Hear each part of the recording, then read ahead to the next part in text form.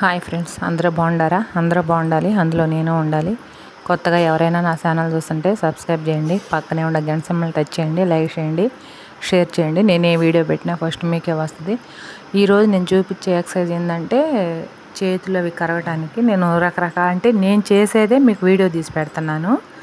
నేను ఉదయాన్నే లేచి ఎలా చేసుకుంటాను ఏందనేది నేను ఒక 20 రకరకాలుగా చేస్తూ ఉంటాను అనమాట. ఒక 20 ఒక రకం చేస్తాను, ఒక ఎక్సర్సైజ్ చేస్తాను, ఒక 20 అలా లెక్కేసుకుంటా నేను చేస్తూ ఉంటాను ఫ్రెండ్స్. అదే నేను మీకు చూపిస్తున్నాను. మీరు కూడా దాన్ని చూసి చేయండి, ఖచ్చితంగా మీరైతే తగ్గుతారు. మనం ఈరోజు టాపిక్ ఏంటంటే భర్త మీద అనుమానం పెంచుకున్న భార్య గురించి నేను మాట్లాడుతున్నాను. దాని గురించి ఏంటంటే ఫ్రెండ్స్, వాడు నిజంగా తప్పు చేస్తున్నాడో లేదో అదంతా వాడికే తెలియాలి, దేవుడికి తెలియాలి. కానీ కొంతమంది భార్యలు, అందరిని అంటలేదు ఫ్రెండ్స్, నేను కొంతమంది భార్యల గురించి అవుతున్నాను. అసలు విపరీతమైన అనుమానం వస్తుంది అనమాట భర్త మీద. మరి ఎందుకు అంతచేటికి అనుమానం ఎందుకు పెంచుకుంటారో ఏమో తెలియదు, ఎక్కువ అనుమానం పెంచుకుంటారు. వాడు పని నుంచి వస్తున్నా ఫోన్లో మాట్లాడి వస్తున్నా కానీ నువ్వెవరితోటో ఫోన్లో మాట్లాడుతున్నావు అని అనుమానం. ఫోన్లో మాట్లాడినా అనుమానమే, బయట తిరుగుతున్నా అనుమానమే, ఎవరితోటన్నా ఎవరన్నా దారిలో కనిపించి బాగుండావా అబ్బాయి అని పలకరించినా అనుమానమే. భార్యకి ఏంటంటే అసలుకి అది అనుమానం అనుకోవాలో భయం అనుకోవాలో తెలియదు. అంత అనుమానం ఉంటే కాపురం అనేది మనం ఎంత సరి చేసుకోవాలన్నా అది కలిసి రాదు ఫ్రెండ్స్. ఎందుకు చెప్తున్నానంటే ఇప్పుడు తనకి వాడి మీద అనుమానం ఎక్కువ. వాడు తప్పు చేస్తున్నాడో చేయట్లేదో అదంతా పక్కన పెడదాం. ఈ అనుమానంతో ఇదేం చేస్తుంది, సరిగా తినదు. భర్త బయటికి పోతే ఎక్కడ పోయాడో, దేని దగ్గరికి పోయాడో, ఏం చేస్తున్నాడని ఈ టెన్షన్ పెట్టుకుంటుంది. ఈ టెన్షన్ వల్ల తనకే ఆరోగ్యం పాడైపోద్ది. ఆ బీపీ డౌన్ కావటమో లేకపోతే ఐబీపీ రావటమో, ఆలోచించి సరిగా ఫుడ్ లేక, ఇంకా అదే మనాయాది అంటారు కదా, మనాయాదికి ముందే లేదని. ఆ ఆలోచన పెట్టుకున్నామంటే అసలు అనుమానం అనేదే రాకూడదు. వచ్చింది అంటే అది సచ్చేదాకా బాదు. ఎందుకు భర్త మీద ఇప్పుడు నీ భర్త ఎలాంటోడా ఏందనేది నువ్వు తెలుసుకో. నిజంగా తను ఫోన్లో మాట్లాడుతుంటే నువ్వు కనిపెట్టు, పక్కన కూర్చుంటేనే నీకు అర్థమైపోద్ది భర్త ఎవరితో మాట్లాడుతున్నాడు ఏంది, తన ప్రవర్తన ఎలా ఉంది ఏందనేది నీకు అర్థమైపోద్ది. నువ్వు ప్రత్యేకంగా ఆయన అనుమానించి సూదులతోటి పొడవాల్సిన పని లేదు. నీకు సైకిలేకం అన్నీ తీసుకొచ్చి అన్నీ వేస్తా అన్నీ జరుపుతూ ఉంటే తనకు వచ్చే శాలరీ ఎంత? ఇప్పుడు ఊరికనే తగులుకుంటున్నారు. ఊరికనే ఎవరైనా ఫ్రెండ్స్, ఎవరు ఇది చేయాలన్నా కానీ ఇంకో ఆడగూతురు ఇంకో మగోడి దగ్గరికి రావాలంటే అంత ఈజీ కాదు రావటం. ఒకవేళ వాడు ఏదన్నా బయట తప్పు చేసినా నిన్ను ఎలా చూసుకుంటున్నాడు అది తెలుసుకో. నీకు అన్నీ జరుపుతున్నాడా లేదా, తన ప్రవర్తన ఎలా ఉంది, లేదా బెడ్రూమ్లో తన వ్యవహారం ఎలా ఉంది, ఇవన్నీ నీకు భార్యవి, నీకు తెలిసిపోద్ది. నైట్ పూట తను ఎలా ఉంటున్నాడు, అంతకుముందు ఎలా ఉంటున్నాడు, ఇప్పుడు ఎలా ఉంటున్నాడు అనేది. కొంతమంది మగవాళ్ళు ఫ్రెండ్స్ టెన్షన్ వల్ల, ఒత్తిడి వల్ల, అంటే తను చేసే జాబ్ గురించి కావచ్చు, లేకపోతే ఫ్యామిలీలో ఏదన్నా గొడవలు అవుతున్నా దాని గురించి కావచ్చు, మగవాడు ఏంటంటే ఒక్కోసారి ఫ్రీగా మాట్లాడలేడు. ఎంత భార్య అయినా, ఎంత ఇష్టపడి చేసుకున్నా ఏదైనా సరే తనకేంటంటే ఒక 10 నిమిషాలు ప్రశాంతంగా ఎక్కడన్నా కూర్చుందామా అనే ఆలోచన వచ్చిందంటే మనం పోయి పక్కన కూర్చున్నా కానీ చేదరించుకుంటాడు. ఎందుకంటే వాడికి టెన్షన్ అలాంటి, వాడు ఏదో ఆలోచిస్తూ ఉంటాడు. మనం పోయి పక్కన పడుతుంటే ఏంటంటే కోపం అనేది వస్తుంది కదా. ఆ వచ్చినప్పుడు ఏంటంటే నేను నచ్చట్లేదు ఈయన ఎక్కడో ఏదో చేస్తున్నాడు అని ఆడవాళ్ళం అలా ఆలోచిస్తాం.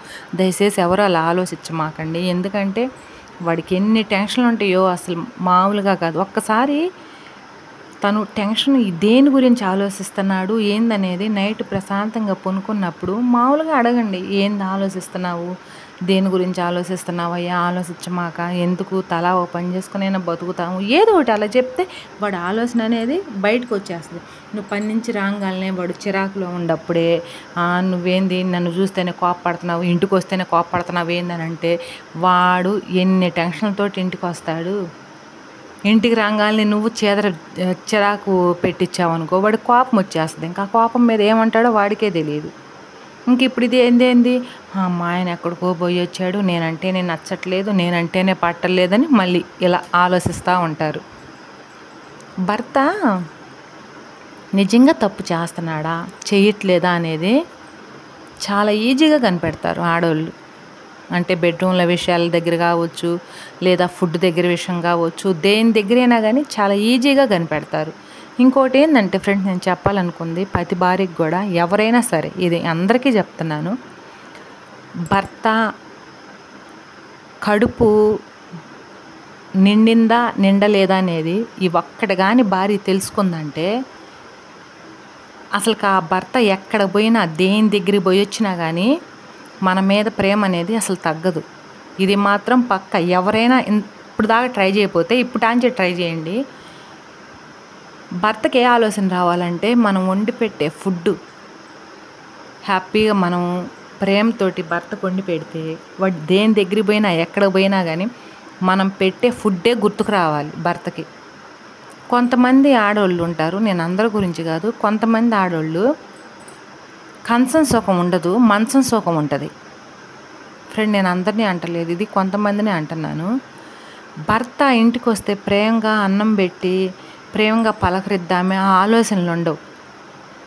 బెడ్రూమ్లో పోయిన తర్వాత మాత్రం ఏంది నాతో సరిగా ఉండలేదు, ఎందుకని అట్టా ఎట్టని ఆలోచిస్తుంటాడు.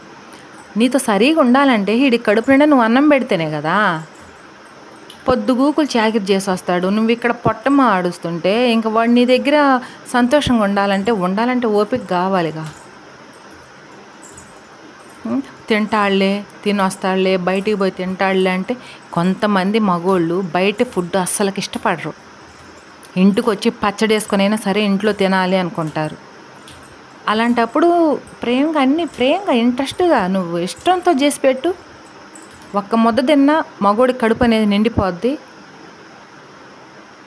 అట్ట కాకుండా నువ్వు నేను అది చేసే ఇది చేసాను అని అంటే వాడు కడుపు నిండింది, వాడు మనసు కూడా నిండదు. ఎప్పుడైనా వాడు గుర్తుపెట్టుకోను ఫ్రెండ్, కడుపు నిండితేనే మనసు కూడా నిండేది మగోడికి. కడుపు హెల్త్గా ఉంటే మనసు కూడా హెల్త్గానే ఉంటుంది.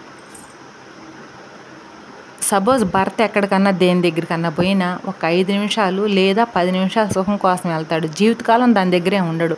మళ్ళీ ఇంటికి రావాలన్న ఆలోచన ఉండాలి కదా. అసలు అందాకనే వెళ్ళకుండా మనం చూసుకుంటే,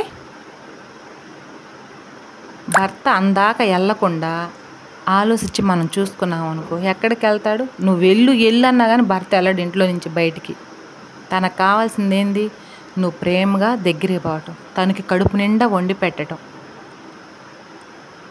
ఒకవేళ నీ భర్త ఏదన్నా తప్పు చేస్తున్నాడు అని నీకు కన్ఫర్మ్ అయిపోతే, నువ్వు లేచి నీ కాపురాన్ని రోడ్డు మీద పెట్టి అందరితోటి చెప్పి నా భర్త ఇట్లా తప్పు చేస్తున్నాడని నువ్వు గోల చేయకుండా నువ్వు ప్రశాంతంగా కూర్చొని ఆలోచించు, నా భర్తకి నేనేం తక్కువ చేశాను, నాలో ఏదన్నా లోపం ఉందా, లేదా నేను తెలిసి తెలియక ఏదన్నా తప్పు చేశానా, నా భర్త ఏదన్నా కోరిక అడిగితే నేను తీర్చలేకపోయానా, అందుకే పక్కకి వెళ్తున్నాడా అని నువ్వు ప్రశాంతంగా ఒక 5 నిమిషాలు ఒంటరిగా కూర్చొని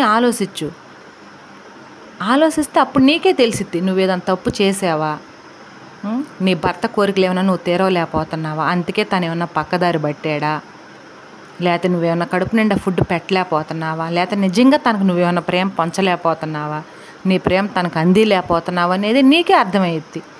నీలో అలాంటి ఏమన్నా తప్పులు లోపాలు ఏమన్నా ఉంటే నువ్వు సరి చేసుకో. మనకి ఎవరికైనా ఫ్రెండ్, ఎప్పుడైనా వాడు గుర్తుపెట్టుకోండి, మనకి ఇంట్లో కడుపు నిండా ఆడవాళ్ళమైనా సరే మగవాళ్ళైనా సరే ఇంట్లో కడుపు నిండా మనకి ఫుడ్ దొరుకుతుంటే హోటల్కి వెళ్ళి తినాల్సినంత పని ఎవ్వరికీ ఉండదు. హోటల్లో ఏమైనా ఊరగ పెడతాడా ఫుడ్? 200-300 తీసుకుంటాడు. ఎందుకలా? మనం ఆడవాళ్ళని తప్పు చేస్తా మగవాళ్ళ మీద నిందేయాల్సినంత అవసరం ఏముంది?